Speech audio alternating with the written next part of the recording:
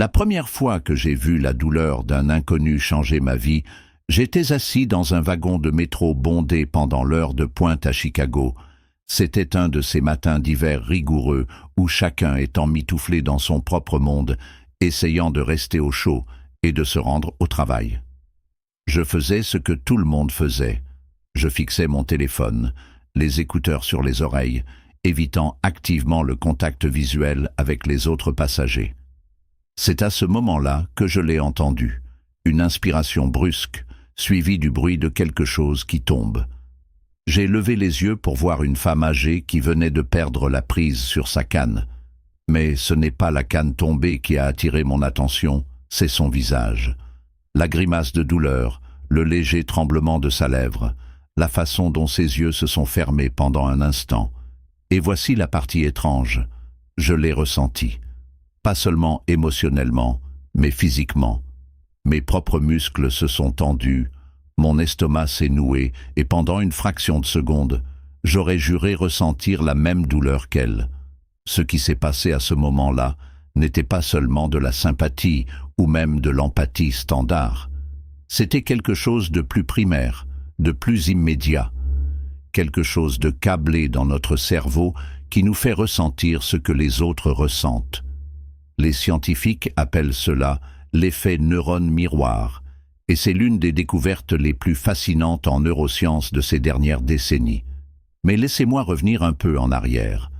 L'histoire des neurones miroirs commence au début des années 1990, dans un laboratoire de Parme, en Italie.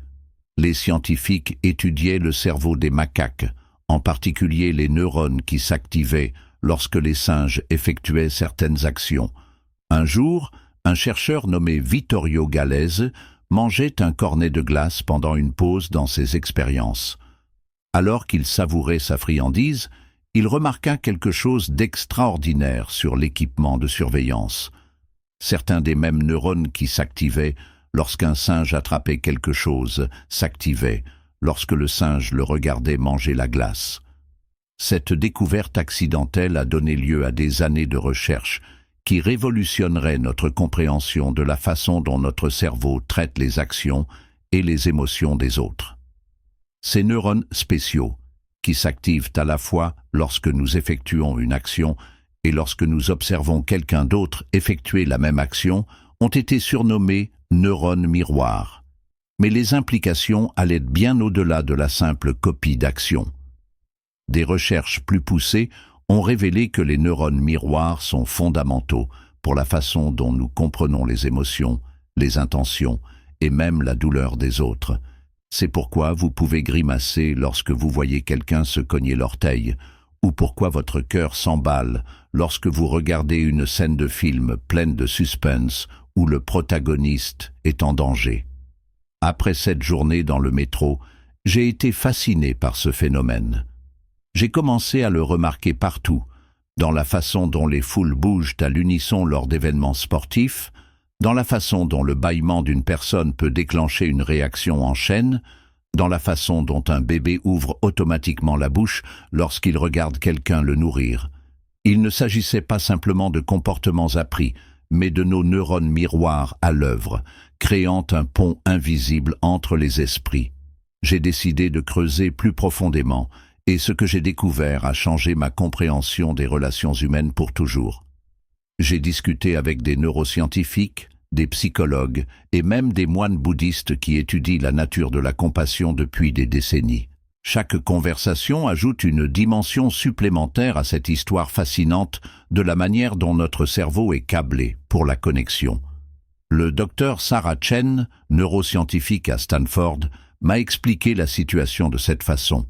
Pensez aux neurones miroirs comme au système Wi-Fi de la nature.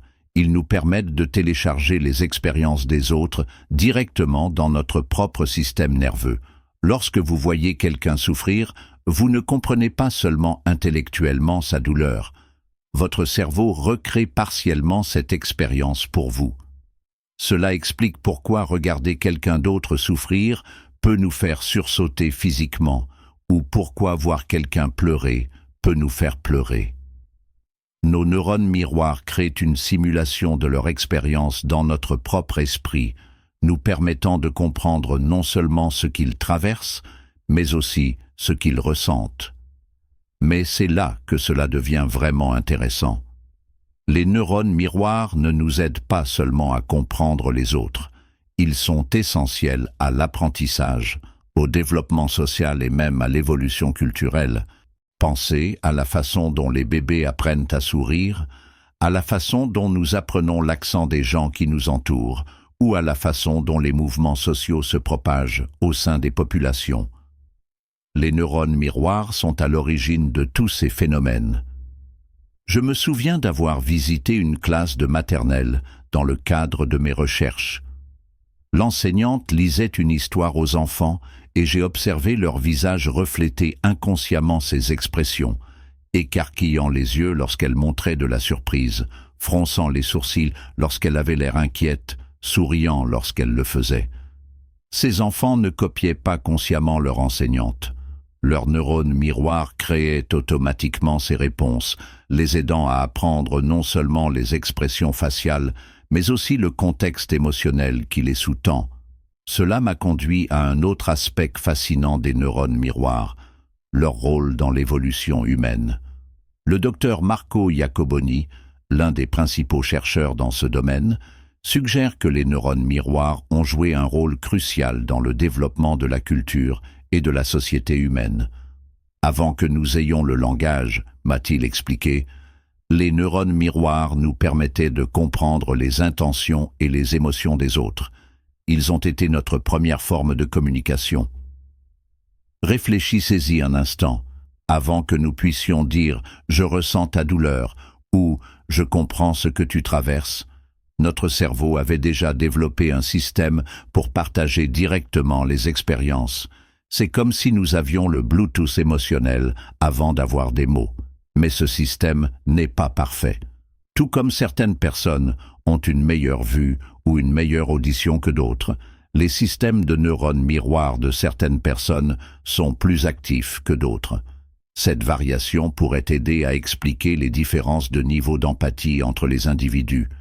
Elle pourrait également expliquer des maladies comme l'autisme, où les difficultés d'interaction sociale pourraient être liées à des différences de fonctionnement des neurones miroirs. Cela m'amène à un point important. Le système des neurones miroirs peut être développé et renforcé, tout comme un muscle. Des recherches ont montré que des pratiques comme la méditation, en particulier la méditation de compassion, peuvent améliorer notre capacité à faire preuve d'empathie envers les autres. C'est comme mettre à niveau notre système Wi-Fi émotionnel pour obtenir un signal plus fort et plus clair. J'ai décidé de tester cela moi-même, en participant à une retraite d'un week-end axée sur la méditation de compassion. L'expérience a été transformatrice. Nous avons passé des heures à pratiquer des exercices conçus pour améliorer notre capacité à ressentir et à répondre aux émotions des autres. Un exercice particulièrement puissant consistait à faire équipe avec un inconnu et à maintenir un contact visuel, tout en lui souhaitant silencieusement bonne chance. Au début, c'était gênant et inconfortable. Mais au fil des minutes, quelque chose de remarquable s'est produit. J'ai commencé à remarquer des changements subtils dans l'expression de mon partenaire. Le léger tremblement d'un sourcil, le resserrement à peine perceptible autour de la bouche. Et je pouvais sentir mon propre visage répondre de la même manière, mes neurones miroirs créant un dialogue silencieux d'émotions. Cette expérience m'a permis de comprendre un autre aspect crucial des neurones miroirs. Ils ne nous aident pas seulement à comprendre la douleur des autres, ils sont également essentiels à la joie, à l'amour et à la connexion. Lorsque vous voyez quelqu'un vraiment heureux, vos neurones miroirs peuvent vous aider à partager ce bonheur. C'est pourquoi le rire d'un bébé est si contagieux, pourquoi une bonne nouvelle partagée est une joie multipliée. Mais l'implication la plus profonde des neurones miroirs est peut-être ce qu'ils nous disent sur la nature de la conscience et de la connexion humaine. Nous avons tendance à nous considérer comme des individus distincts, des îles de conscience dans une vaste mer. Mais les neurones miroirs suggèrent quelque chose de différent. Nous sommes câblés pour la connexion.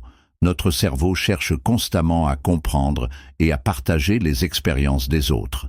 Cela a d'énormes implications dans tous les domaines, de l'éducation au traitement de la santé mentale, en passant par la justice sociale. Si nous pouvons littéralement ressentir la douleur des autres, cela ne change-t-il pas notre façon d'aborder la résolution des conflits? Si notre cerveau est câblé pour partager des expériences, cela ne devrait-il pas influencer la façon dont nous concevons les environnements d'apprentissage? J'ai parlé avec le docteur Rachel Thompson, une psychologue sociale qui étudie l'empathie dans les situations de conflit. Elle a fait part d'une observation fascinante. Lors des séances de médiation, lorsqu'une personne comprend vraiment la douleur qu'elle a causée à une autre, on peut souvent le voir dans son langage corporel. Elle va inconsciemment reproduire la posture de l'autre personne. Sa respiration va se synchroniser. Ce sont ces neurones miroirs qui créent un pont physique de compréhension. Cela me ramène à ce moment dans le métro.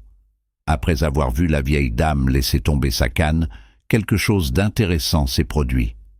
Alors que je m'approchais pour l'aider, j'ai remarqué que d'autres faisaient de même. C'était comme une vague de conscience qui se propageait dans la voiture. Les gens retiraient leurs écouteurs, levaient les yeux de leur téléphone, demandaient de l'aide. Nos neurones miroirs avaient créé une communauté momentanée de préoccupation. Mais voici ce qu'il y a à savoir sur les neurones miroirs. Ils ne nous font pas seulement ressentir la douleur des autres, ils nous motivent à agir. Lorsque nous voyons quelqu'un souffrir, nos neurones miroirs créent une simulation interne de son expérience, ce qui peut nous inciter à l'aider. Ce n'est pas seulement de l'empathie, c'est de l'empathie en action. Cela a de profondes implications pour la société. À une époque où la technologie semble souvent nous éloigner les uns des autres, il est peut-être plus important que jamais de comprendre comment notre cerveau est câblé pour se connecter. Chaque fois que nous regardons des images de souffrance sur les réseaux sociaux, nos neurones miroirs s'activent, créant de minuscules simulations de cette douleur. C'est peut-être pour cette raison que l'exposition constante à des informations négatives peut être si épuisante. Notre cerveau traite littéralement chaque élément de souffrance dont nous sommes témoins. Mais cette compréhension est également porteuse d'espoir. Tout comme les neurones miroirs peuvent nous faire ressentir la douleur des autres, ils peuvent aussi nous aider à partager la joie, l'amour et la compréhension. Chaque sourire que nous renvoyons, chaque rire que nous partageons, chaque moment de connexion renforce ces voies neuronales. Nous ne sommes pas seulement témoins de ces moments, nous y participons au niveau neurologique. Les implications des neurones miroirs vont bien au-delà des interactions individuelles. Elles suggèrent que l'empathie n'est pas seulement une compétence sociale agréable, c'est un aspect fondamental de la biologie humaine. Nous ne sommes pas seulement capables de nous comprendre les uns les autres, nous sommes programmés pour le faire. Cette compréhension pourrait révolutionner notre façon d'aborder tout, de la résolution des conflits au traitement de la santé mentale, en passant par l'éducation. Alors que je termine cette exploration des neurones miroirs, je ne peux m'empêcher de penser à cette vieille dame dans le métro. À ce moment-là, lorsque j'ai ressenti sa douleur, je ne faisais pas seulement l'expérience d'un phénomène neurologique. Je participais à l'un des aspects les plus fondamentaux de l'expérience humaine, la capacité de partager et de comprendre l'expérience d'autrui. Comprendre les neurones miroirs ne nous enseigne pas seulement le fonctionnement du cerveau, cela nous enseigne également ce que signifie être humain. Nous sommes, au fond, des êtres câblés pour la connexion, la compréhension et l'empathie. Chaque fois que nous ressentons la joie ou la douleur de quelqu'un d'autre, chaque fois que nous cherchons instinctivement à l'aider, nous vivons l'expérience de ce système remarquable en action. Salut tout le monde! Si cette plongée profonde dans les neurones miroirs et la connexion humaine a fait écho chez vous, assurez-vous d'appuyer sur le bouton « J'aime » et de vous abonner à la chaîne. Laissez un commentaire ci-dessous pour partager vos propres expériences de connexion émotionnelle. J'aimerais entendre vos histoires sur les moments où vous avez fortement ressenti les émotions de quelqu'un d'autre. Et n'oubliez pas d'appuyer sur la cloche de notification pour rester au courant des nouvelles explorations de la science fascinante, derrière le comportement humain. Jusqu'à la prochaine fois, continuez à vous connecter, à vous soucier des autres, et n'oubliez pas que nous sommes tous câblés pour l'empathie. Paix à tous.